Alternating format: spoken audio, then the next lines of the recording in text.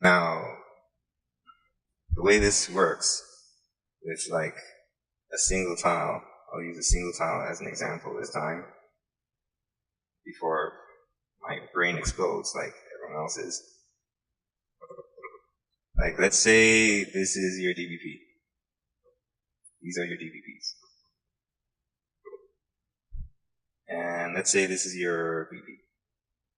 Don't crash! And let's say this is like one of your diagonal line things. Right? Now your DBPs should align with your line, like so. And the VPs should align with your line, with your horizontal line, like so. And then when you cross these two sections, they should create a perfect square, unless the distance of your VPs and your DVPs are not the same as. At least that's the way it's supposed to work. I wonder if something's still out of alignment. Yeah, I think something's still out of alignment. Well, that's the theory, at least. Alright. So now, whenever you have like receding lines to the DVP across the horizontal line, you draw a new receding line, creating more and more tiles.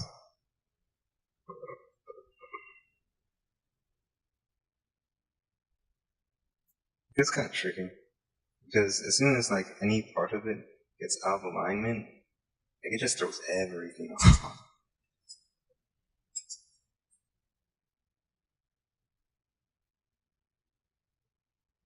I suppose like the trick to this is I always have like trouble getting my grid thing to work. I hate to admit.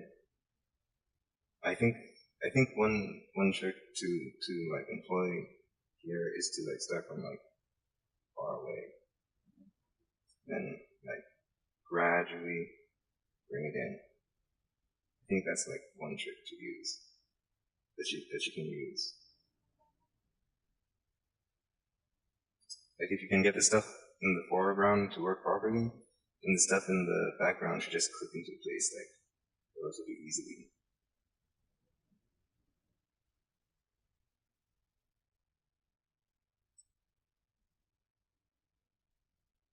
And when you're finished, you're supposed to have a nice richy grid. It stretches off into infinity, beyond.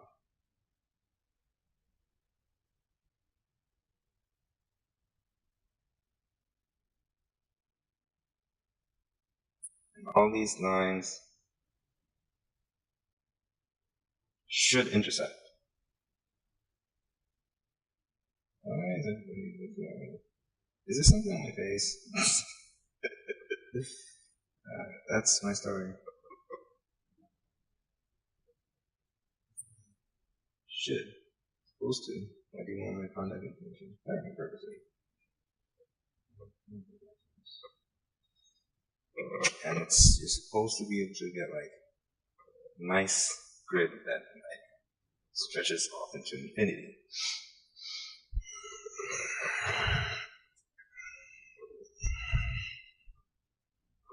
So then you take that foundation and then you render your scene. So perhaps you have like, I don't know why, but maybe you have like a door like thing here. Maybe you have like a door type thing here and another door over here. Maybe it's like some kind of weird fun house. And another one off in the distance. And another one that's like further away. I don't know why you'd have like these weird doors in outer space, but you know, just maybe you're in the Justice League, and your superheroes are reported to like some farted up weird dimension where everything is like weird and backwards, and there are like weird doors sitting everywhere. Maybe it's my drivers. Or maybe it's because I'm like running like 10 programs simultaneously, and now it's like crashing on me or something. So you use like proper perspective rules to like get the details, the doors properly, so like they like properly like go off, vanish off into like a proper perspective and whatever. And there's another door here. So it's like a weird magic door, so there's only one side to it, and it's like in the Matrix, each door like leads to like a weird location. Or what's that other one called where the people are wearing hats and they have to go through these doors to like do these missions or some such thing. The Bureau or something, the something Bureau. And like there's another door over the diagonal over here somewhere, and it's like doing this thing. That's such a bad door. It's slanted. But you understand what I'm saying, where I'm coming from. Like, it's not perfect. I'll be the first to admit, but you gotta like focus on like the theory that's in play here. Like this door automatically doesn't move in line with the other when it's already like not making sense. And even with like the perspectives, like here, I can make sure that like these perspective lines line up with a vanishing point over here, and that vanishing point over here lines up with this door over here to ensure that like the height of this door is like the same as the height of the other door over there, and it's only the one side over there that's like sticking to the weird angle and shit here. Oh, pardon me, I just swear. I gotta bleep that out. But, yeah. So, like, this other one was okay? I could have sworn that this was like on a weird angle too. Well, apparently it's not so bad. Apparently it's just this one that's like off in space. I don't know, it looks kind of weird to me. But anyways, yeah. See, it's like not so easy to draw like proper horizontal or vertical lines.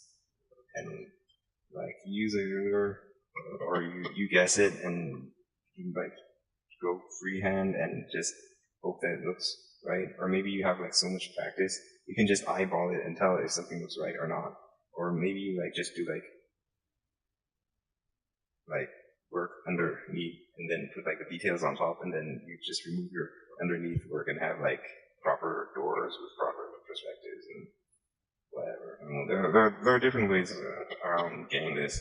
So yeah, details, perspectives, the multiple different facets that you gotta look out for. Doing like 1 point perspective. This is just 1 point. I'm only covering 1 point perspective here. Keep that in mind. All this, everything I'm talking about, this is all 1 point. This is all about 1 point perspective. And how long is this tutorial? How long have I been sitting here talking about 1 point perspective and practicing 1 point perspective? So it's one thing, right? It's basic, but it's complex, but it's basic. So maybe you want, yeah, they're on a grid. It's on the grid, so a lot. This is like supposedly the more correct way of doing it. Like all the theory and stuff that like goes behind like doing a scene like this. You got your your vanishing points. Why does I keep doing that? But like when people actually like sit down to like do this stuff, like I doubt it. I doubt that they're actually like doing it properly, because they're in a hurry and they want to do it like as fast as possible. And you know, they probably had some practice, so they have like some idea of what it's supposed to look like. So then they'll like eyeball it and they'll do it like really quickly. So like when they have something like receding into the distance, maybe they'll like divide it in half or into a third, and then they'll divide it again into another third, and then another, and it just kind of like gets smaller and smaller and smaller. And they just eyeball it, and it's like, it looks good, so that's plenty.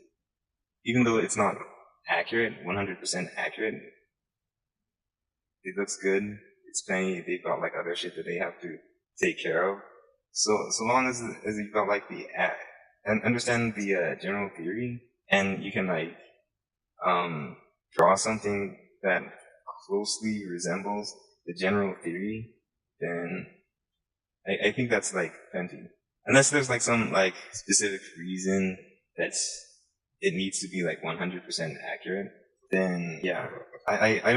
Most people don't like make it 100%. They just like eyeball it, basically. It's bad, but there's probably like reasons behind it, like they're in a hurry or something. This is faster and easier, and it's close enough to being accurate, and it still looks good, so they're just gonna go with that or whatever. But yeah, the theory. There was like a saying. I forgot how it goes. Learn the rules, get your fundamentals down, and then afterwards, if you have the fundamentals, then you can change them and do whatever you want with them. I forgot what the correct saying was. It was something like that, but yeah. Alright. Next time I'm going to like use like all the different things that I covered here. I should probably like jot down like the different things that like I covered. What did I cover? Like 1 point perspective, right? 1 point perspective. What else did I cover? Vanishing points. Vanishing points. Diagonal. Vanishing points. What else? What else did I cover? Multiple simple objects with in 1 BP in 1 BP with 1 vanishing point in 1 vanishing point within 1 vanishing point. Tangents. Watch out for those tangents. Avoid using tangents. Avoid those tangents. Practice drawing and like these scenes with multiple objects without tangents. What else?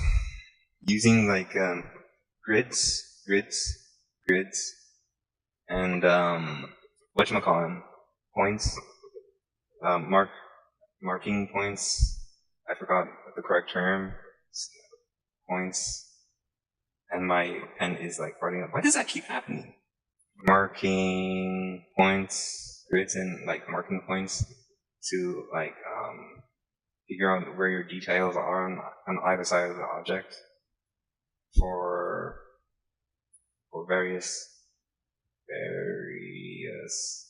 sides of the objects in 1 point perspective. In 1 point. What else? What else? Doing the floor grid. You gotta do a floor grid.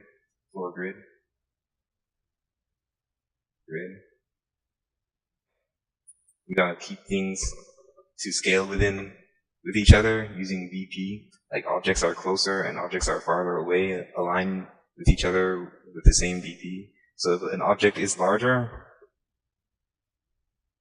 like over here, you see over here. Oh, bad example. Where's my, okay, here. This door is like larger than that door, right? The VP lines here, and the VP does not align there. So this door is bigger. Probably should be the same size, but still. Just for the sake of example, this is how you know that this door is bigger and that door is smaller. because the VP doesn't align. If the doors were the same size, then the VP here should like somehow align. Actually, this is a bad example too. Yeah, this isn't a good example. This is not a good example.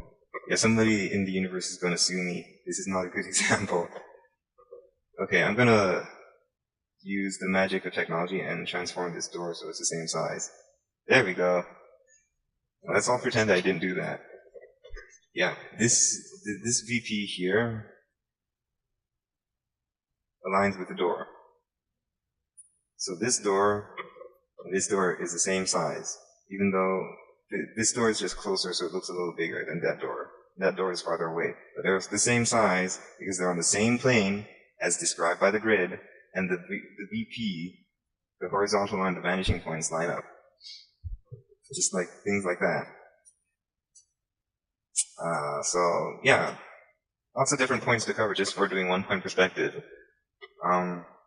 Next time, I'm going to try and take all these points and I'll bring them together and I'll draw a scene using all these points. And that would be homework for you to like take all these points and make a scene, keeping in mind all these different points. So yeah, that's all for now, I guess. Till next time, keep drawing, have fun, be creative, keep drawing, have fun. Good luck out there, hang in there. Like, try and remember, like, why you do this, why are you doing this. Like, a lot of people don't understand, like, this art stuff isn't really that easy. It just looks easy, but it's not easy. And learning this stuff isn't easy. And there's, like, boring art stuff that you don't want to learn. But if you want to be good, you gotta learn that boring art stuff. And after you learn it, it's like, you're just kind of like, feel thankful that you learned that stuff, that you got through that stuff. Even though it's not that interesting, but it allows you to do like interesting things. It gives you power. You understand what I'm saying? Yeah. Keep drawing, have fun, be creative, stay creative. Keep in mind why are you doing this?